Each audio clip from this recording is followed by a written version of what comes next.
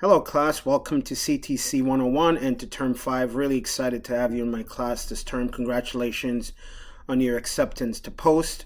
Looking forward to a successful semester. Don't mind the dog in the background. Just a couple of things of note for students who are successful in my course 1.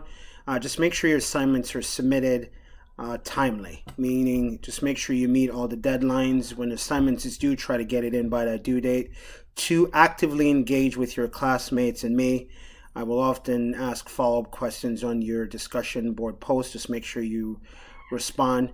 And 3, have fun. Engage with the material, engage with each other, incorporate things from your textbook, from the videos you're watching, from the reading and resources, and just ultimately know that I'm here to support you and guide you on your journey to successfully attaining your college degree and then moving on to your chosen profession. So congratulations again. Looking forward to a successful term, and go Eagles.